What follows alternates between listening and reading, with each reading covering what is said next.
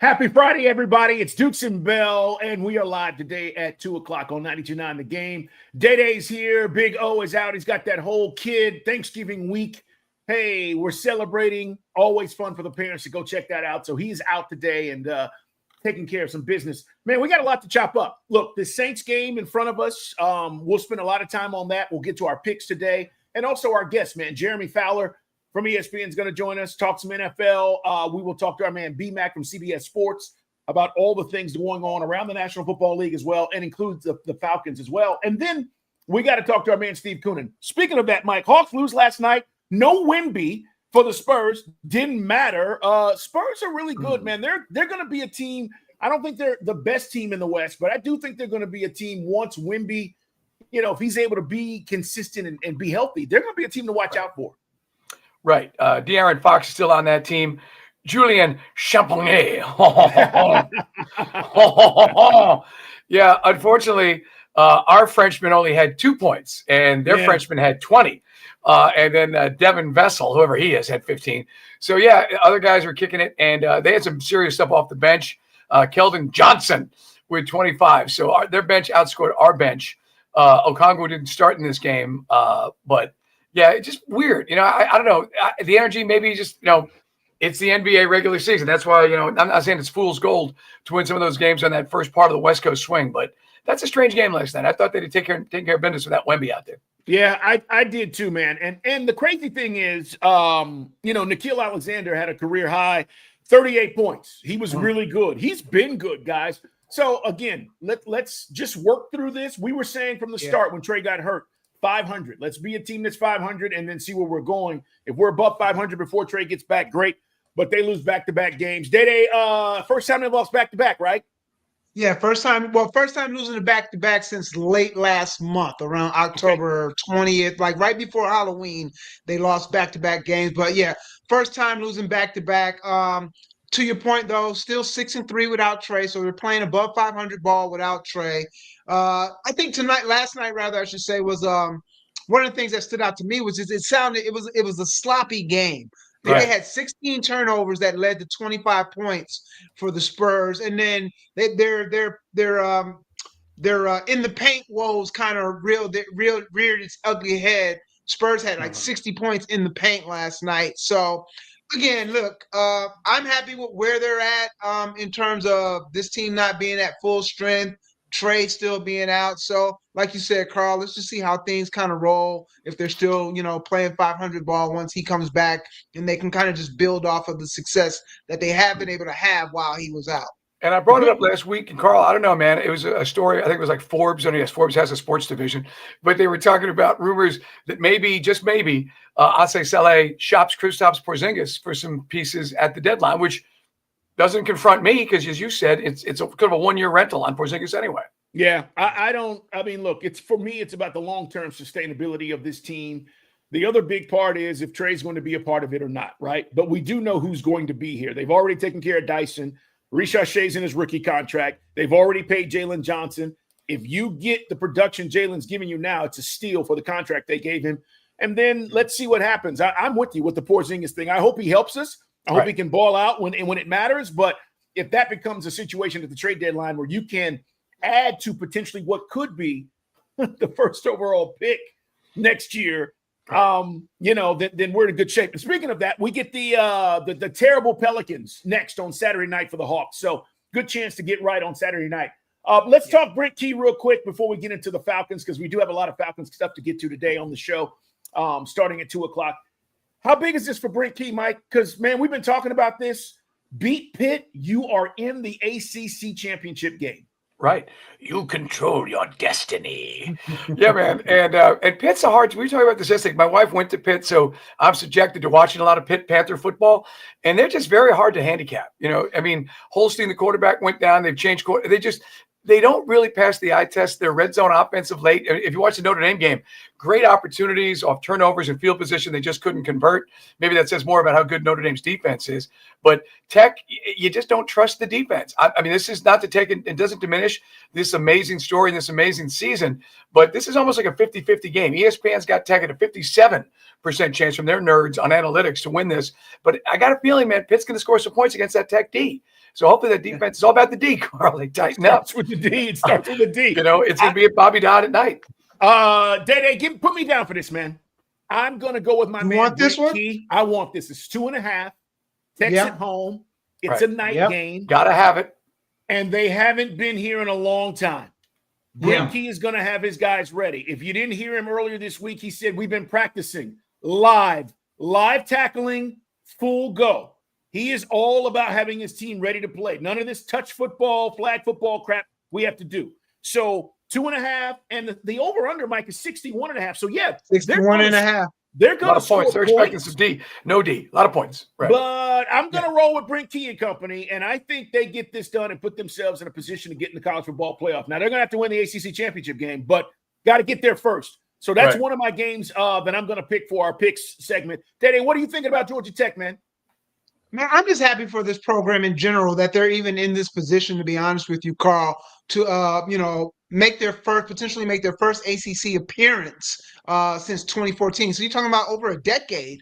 And to your point, I really think that Georgia Tech has the ability to get this win. Look, Haynes King, he's been phenomenal.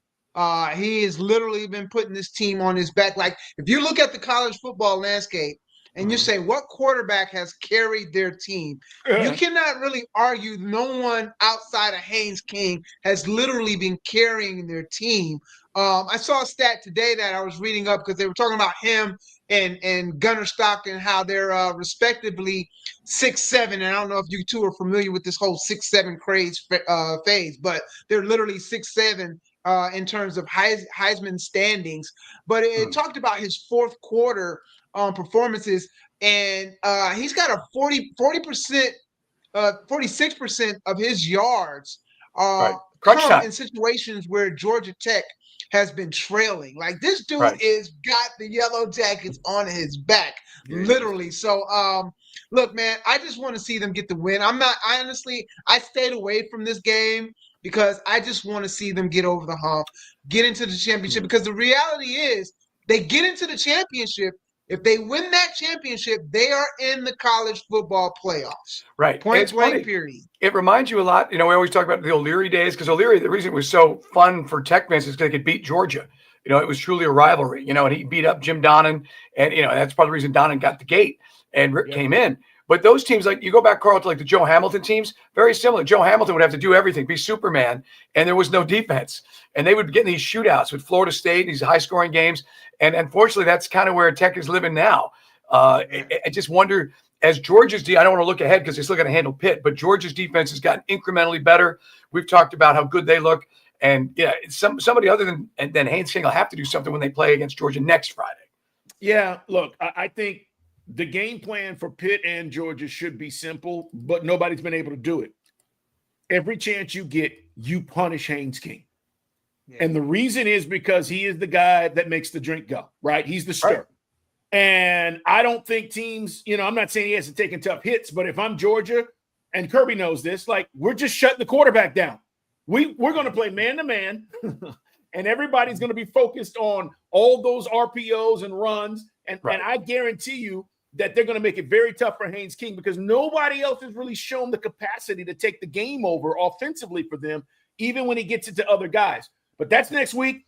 I like them this week against Pitt. I just think the night setting is perfect. I think the crowd will be amped, and we wish them luck. All right, let's shift gears, guys, and talk about the Falcons. This is our behind-the-scenes show, guys. You can check it out Monday through Friday.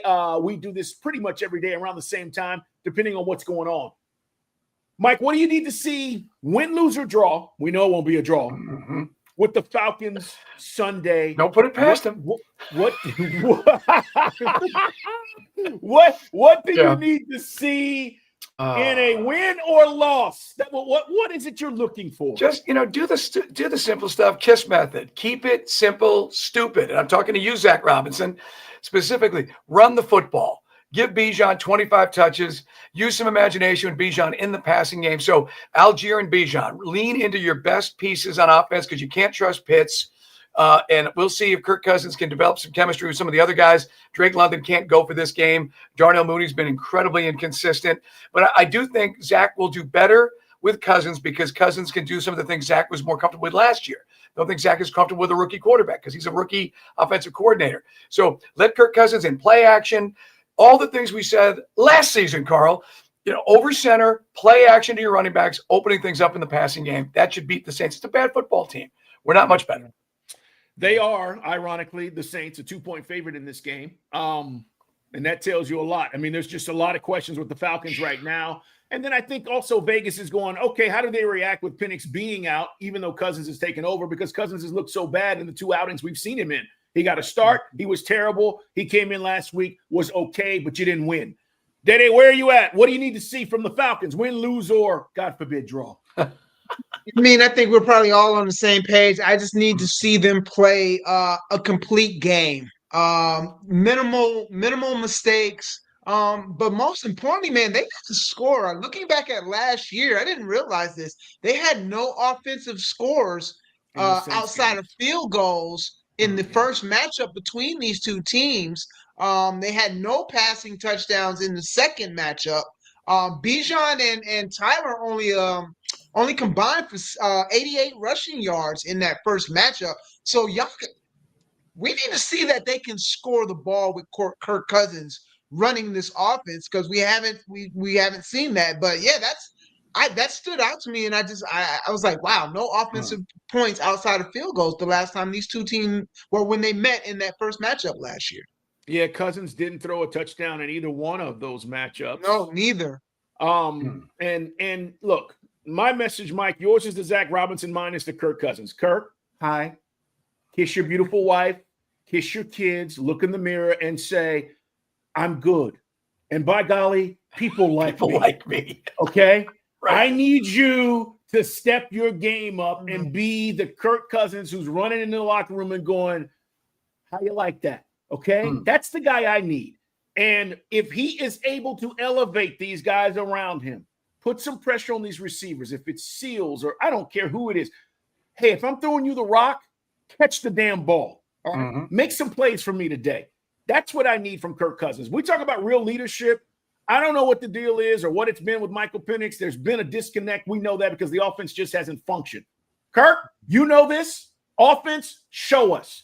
That's what I'm looking for. And if they do that, Mike, and there's at least a feel that the offense is on the field and we're scoring to Dede's point and we're moving the chains, maybe I'll feel a little bit better. Win, lose, or draw, but I need to see that. I haven't seen that. And I think this is his opportunity to kind of show everybody, hey, I am still that guy. He says he hasn't forgotten how to play football. Show us. Right. Now, we've talked about, you mentioned all the things which unfortunately were in flux now because of the Michael Penix Jr. injury, because of the full reconstructive surgery, likely not going to be able to compete when camp begins. Now, again, timelines may vary, but in all likelihood, he won't be able to go week 1. He won't be able to play during the camp, that will be up at the branch. So it's an expensive option, but I mean, Kirk Cousins, as Carl said, still under contract. So, it's the stupidest insurance policy ever devised by a general manager. But if he can summon something up, and he did actually make some plays, unfortunately, because Drake was banged up. I don't know. Drake dropped a catch that would maybe set the game-winning touchdown, and then he also hit Pitts in the hands.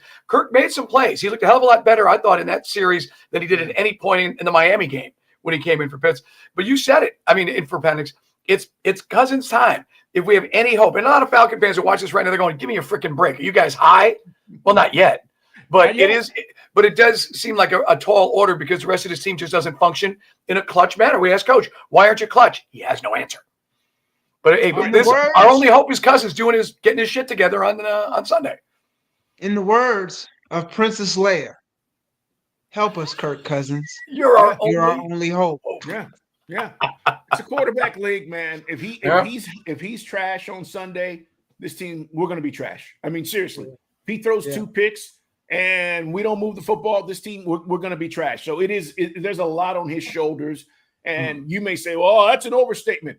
Ask the Buffalo Bills how that looks last night. I mean, like when your quarterback plays like crap and you get after him, it's just what it is, man. And we did that to them, and they looked like crap against us. Texans did it last night. Kirk has to be really good on Sunday. Yeah. All right. We got a lot to get to today, 2:00, full show. Make sure you're there. A bunch of guests to stop by. Here's what Jeremy Fowler has to say about all this stuff going on around the NFL, all the controversies and some of the player stuff we've been discussing. And, of course, B-Mac, we'll get into all the stuff with him as well with the Falcons and much more. Steve Koonin stops by. So make sure you're here, man. 2:00, 92.9 The Game, guys, as we get our weekend started on a Friday. We'll talk to you guys.